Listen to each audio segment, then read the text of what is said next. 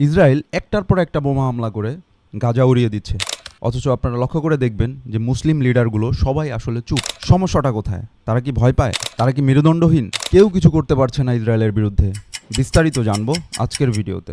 ভিডিওটিতে টোটাল 3টি ধাপে ভাগ করে রাখা হয়েছে। প্রথম বিষয় আমরা জানবো ইসরায়েল কতটা ভয়াবহ, এবং দ্বিতীয়ত আমরা দেখব যে পৃথিবীর সকল মুসলিম দেশগুলো এক হয়েও কেন ইসরায়েলের বিরুদ্ধে কিছু করতে পারছে না, এবং নাম্বার 3তে আমরা দেখব এটার সলভ আমরা মুসলিমরা আসলে কিভাবে করতে পারি, আমাদের সমস্যা কোথায় এবং এটা আমরা সমাধান করব কিভাবে। তো চলুন শুরু করি। ইহুদিরা সর্বপ্রথম ফিলিস্তিনে বসবাস শুরু করে 1948 সালে। তখন ফিলিস্তিনের লোক সংখ্যা ছিল মাত্র 20 লক্ষ, আর ইহুদিদের সংখ্যা ছিল তখন 6 লক্ষ। অর্থাৎ ইহুদি ছিল হচ্ছে 30% এবং 70% ছিল হচ্ছে ফিলিস্তিনি জনগণ। 1948 সালে মিশর, জর্ডান, সিরিয়া, লেবানন, ইরাক এদের সঙ্গে ইসরায়েল এবং ফিলিস্তিনের একটি স্বাধীনতা যুদ্ধ হয়, এবং এই যুদ্ধে ইসরায়েল জিতে যায়। এবং জিতে যাওয়ার ফলে তারা ফিলিস্তিনে যতটুকু জায়গা দখল করেছিল তার চাইতে বেশি জায়গা ওরা দখল করে নেয়। ওই সময় প্রায় 7 লক্ষ ফিলিস্তিনি উদ্বাস্ত হয়ে যায়, এবং পরবর্তীতে 56 সালে আরেকটি যুদ্ধ সংঘটিত হয়। 1967 সালে মাত্র 6 দিনে একটা যুদ্ধ সংঘটিত হয়, এবং এই যুদ্ধে ইসরায়েল হচ্ছে জিতে যায়। এই 6 দিনের যুদ্ধে ম্যাক্সিমাম জায়গায় মোটামুটি ফিলিস্তিনিরা হারিয়ে ফেলে। এই সময় গাজা, ফিলিস্তিন সহ আরো বেশ কিছু জায়গা তারা টোটালি দখল করে নেয়। আর এই যুদ্ধটা ছিল ইসরায়েলের সবচাইতে বড় যুদ্ধ এবং বড় বিজয়। 1973 সালে আবার একটি যুদ্ধ সংঘটিত হয়। এই যুদ্ধে প্রথম দিক দিয়ে মুসলিমরা কিছুটা এগিয়ে থাকলেও পরবর্তীতে মুসলিমরা বিজয় অর্জন করতে পারে না। এখন যদি আমরা বর্তমান অবস্থায় আসি, 85% জায়গা দখল করে দিয়েছে কিন্তু ইসরায়েল। ফিলিস্তিনরা এখন শুধুমাত্র বসবাস করতেছে গাজা এবং পশ্চিম তীরের কিছু অঞ্চলগুলো আছে, এই অঞ্চলগুলোতে তারা বসবাস করতেছে। আর গাজা বর্তমানে হামাসের নিয়ন্ত্রণে আছে। ইসরায়েল এটার চারপাশ দিয়ে কিন্তু ঘিরে রেখেছে। আর পশ্চিম তীরের যে জায়গাগুলো আছে, এই জায়গাগুলোর মধ্যেও দেখা যাচ্ছে যে ইসরায়েলের কিছু বসতি আছে। তো আপনারা আসলে বুঝতেই পারলেন যে ইসরায়েল কিভাবে আস্তে আস্তে করে সম্পূর্ণ ফিলিস্তিনকে তারা দখল করে ফেলছে। 2 নম্বর বিষয় যেটা বলেছিলাম, কেন মুসলিম বিশ্ব তাদের আসলে কিছু করতে পারতেছে না, কেন মুসলিম বিশ্ব সবাই এক হচ্ছে না, এর মূল কারণ ইসরায়েল হচ্ছে টেকনোলজির পাওয়ার হাউস। হ্যাঁ, আপনি ঠিক শুনছেন, এটা হচ্ছে টেকনোলজির পাওয়ার হাউস। আপনি যেই ভিডিওটি দেখছেন, যেই টেকনোলজি দিয়ে দেখছেন, এই টেকনোলজি কিন্তু ইসরায়েলের সৃষ্টি। আপনি যে ফেসবুকে ভিডিও দেখছেন, এই ফেসবুকে কিন্তু ইসরায়েলের সৃষ্টি। তাদের যে ইকোসিস্টেম, তাদের ইকোসিস্টেম থেকে কিন্তু আপনি আমি কেউই আসলে বাইরে যেতে পারছি না। তারা যে ইকোসিস্টেমটা তৈরি করছে, এই ইকোসিস্টেম থেকে পৃথিবীর কেউই বের হতে পারবে না। আপনি ঠিক শুনছেন, তাদের এখান থেকে বের হয়ে যাওয়া আমাদের পক্ষে এখন পর্যন্ত আসলে পসিবল না। তারা যেইভাবে আমাদের নিয়ন্ত্রণ করছে, আমরা শুধু মনে করছি যে আমরা তো আমাদের মতোই আসলে বসবাস করতেছি। আসলে আপনি ভুল ভাবছেন, আপনার সমস্ত কিছু নিয়ন্ত্রণ করছে ইসরায়েল। ইসরায়েলি টেকনোলজির মাধ্যমেই আমরা কিন্তু অলরেডি বায়াসড। এই ইসরায়েলি টেকনোলজি ছাড়া আপনি আমি সবাই কিন্তু একেবারেই অচল। তাদের যদি বিশেষ বিশেষ কিছু টেকনোলজির কথা বলি, সেটা প্রথমেই চলে আসবে হচ্ছে তাদের ডিফেন্স সিস্টেম। ডিফেন্স সিস্টেম সারা ওয়ার্ল্ডের মধ্যে নাম্বার 1।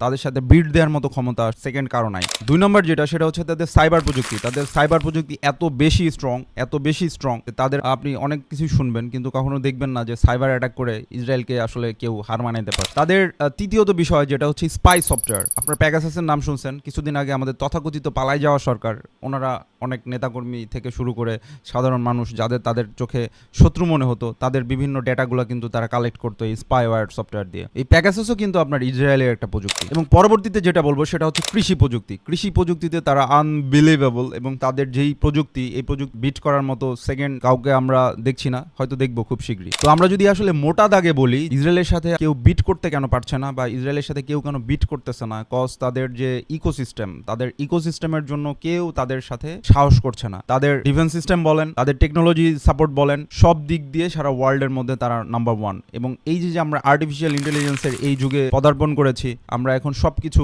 এআই এর মাধ্যমে করতে পারি। আগামী 2 থেকে 5 বছরের মধ্যেই আপনারা দেখতে পারবেন এআই প্রযুক্তি এত বুম করছে যে মানুষ রিপ্লেস হওয়া শুরু করে দিবে। অলরেডি বিভিন্ন জায়গায় রিপ্লেস হয়ে গেছে। আপনি যদি অ্যামাজন দেখেন, অ্যামাজন থেকে প্রায় 70,000-এর বেশি লোক ছাঁটাই হয়ে গেছে এই এআই প্রযুক্তির কারণে, যেটাও কিন্তু ইসরায়েলিদেরই আবিষ্কার। তো আসলে এমন একটা ইকোসিস্টেম তারা তৈরি করছে যে আসলে যেখান থেকে আপনি আমি কেউই বের হইতে পারবো না। আপনি যা খাচ্ছেন, আপনি যা পড়ছেন, আপনি যা মাখছেন, আপনি যা শুনছেন, আপনি যা বলছেন, সবই কিন্তু ইসরায়েলি প্রোডাক্ট। তো আসলে আপনি এই ইকোসিস্টেম থেকে কিভাবে বের হবেন? এখন সেকেন্ড প্রশ্ন হলো, আপনি আমি গেলাম, সরকার কেন কথা বলতেছে না? বাংলাদেশ সরকারও কিন্তু বিভিন্ন সময়ে সরাসরি ইসরায়েলি থেকে প্রোডাক্ট না কিনলেও আপনি ঘুরিয়ে পেঁচিয়ে দেখবেন যে ইসরায়েলি প্রোডাক্টগুলো কিন্তু বাংলাদেশে সে কিনছে, ব্যবহার করছে। তো পৃথিবী শুধু বাংলাদেশ না, এরকম সারা ওয়ার্ল্ডের ম্যাক্সিমাম দেশগুলাই কিন্তু প্রত্যক্ষ বা পরোক্ষভাবে সরাসরি ইসরায়েলের সাথে আসলে জড়িত, যার কারণে তারাও তাদের বিরুদ্ধে কোনো কথা বলতে পারবে না। আপনি দেখবেন যে মুসলিম বিশ্বগুলো কথাই বলতেছে না, কারণ আপনি একটু গুগল স্টাডি করেন, স্টাডি করলে আপনি বুঝতে পারবেন যে আসলে কি কি কারণে তারা এখানে আটকে আছে।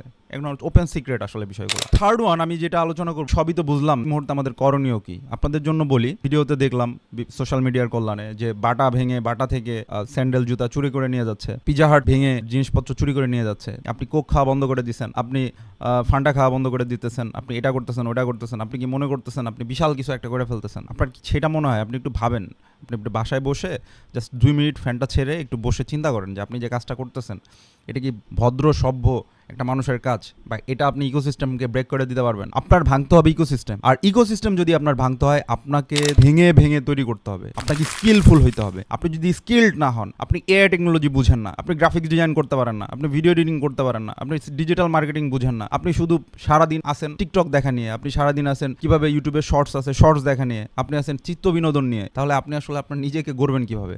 আপনি তো ইকোসিস্টেমে পড়ে গেছেন তাদের। এই ইকোসিস্টেম থেকে বের হওয়ার জন্য আপনাকে অবশ্যই স্কিল ডেভেলপমেন্ট করতে হবে। আপনি স্কিল ডেভেলপমেন্ট করুন, আপনি স্কিলড হন, এবং যখন সারা ওয়ার্ল্ডের যত মুসলিমরা আছে তাদের ইমানি শক্তি বৃদ্ধি পাবে এবং তারা স্কিলড হবে, তখন আমরাও এআই তৈরি করতে পারবো, সুপার এআই তৈরি করতে পারবো, আমরা এই ধরনের হায়ার টেকনোলজি তৈরি করতে পারবো, আমরা এই ধরনের ডিফেন্স সিস্টেম তৈরি করতে পারবো, এবং তখন তাদের সাথে বিট দিয়ে আমাদের কোনো ব্যাপারই না। আপনাকে স্কিল অর্জন করতেই হবে, না হলে তাদের ইকোসিস্টেম থেকে আপনাকে বের করে দেওয়ার ক্ষমতা কারণেই।